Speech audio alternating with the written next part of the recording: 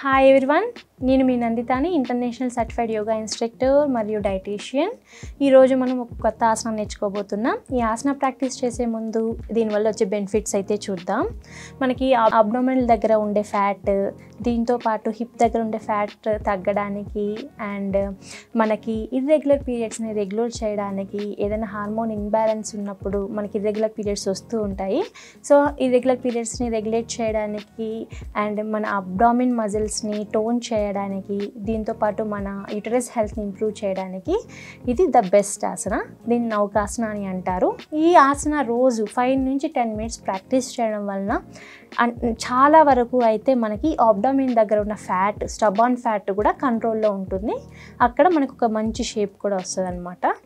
కాబట్టి ఈ ఆసన కనీసం 5 నుంచి 10 మినిట్స్ వరకు డైలీ అనేది ప్రాక్టీస్ చేయొచ్చు. సో ఇప్పుడు మనము ఈ ఆసన అనేది ఎలా ప్రాక్టీస్ చేయాలో చూద్దాం.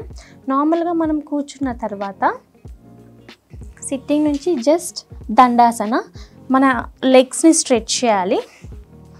సో లెగ్స్ని స్ట్రెచ్ చేసిన తర్వాత మనము lie down on the mat మీద పడుకోవాలి.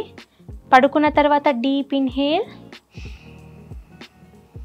and exhale completely and relax your body.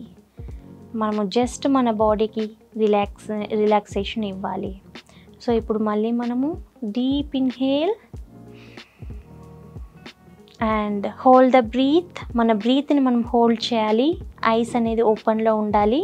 మన బ్రీత్ని మనం హోల్డ్ చేసిన తర్వాత మన ఫీట్ని మనం లిఫ్ట్ చేయాలి 15 centimetres from the floor. 15 centimetres మన 2 ఫీట్ లిఫ్ట్ చేయాలి.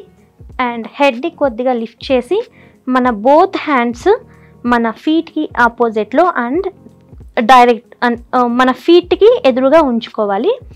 Hold the breath and relax. So ఇలా ఒక రౌండ్, దీన్ని 1 రౌండ్ అంటారు.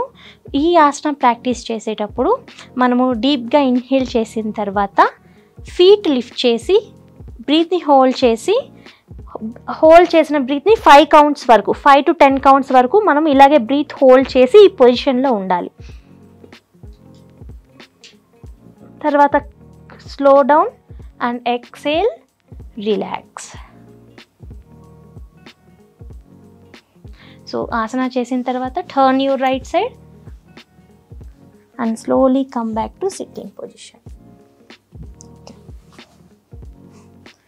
సో ఈ ఆసన మనం చూసాం కదా, దీన్ని నౌకాసన అంటారు. డైలీ కనీసం 5 నుంచి 10 మినిట్స్ వరకు ఈ ఆసన చేయొచ్చు. ఈ ఆసన ఫస్ట్ టైం ప్రాక్టీస్ చేసేటప్పుడు 5 బ్రీత్ మాత్రమే హోల్డ్ చేయండి. తర్వాత రిలాక్స్ అయిన తర్వాత అగైన్ మళ్ళీ ప్రాక్టీస్ చేసేటప్పుడు 5 to 7 బ్రీత్స్ అలా. సో మనం ప్రాక్టీస్ చేసే కొద్దీ బ్రీతింగ్ హోల్డ్ చేసే బ్రీతింగ్ కౌంట్ని ఇంక్రీజ్ చేసుకుంటూ వెళ్ళచ్చు.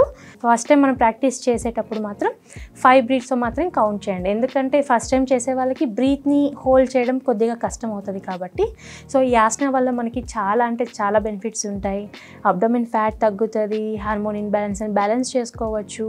ప్రతి ఒక్కరికి మంచిది. అబ్డోమినల్ మజిల్స్ కూడా బాగా మసాజ్ లాగా వర్క్ అవుతుంది అనమాట. సో ఈరోజు మనం ఈ ఆసన చూసాం కదా, ఇంకొక రోజు ఇంకొక ఆసన కలుద్దాం. అప్పటి వరకు నమస్తే.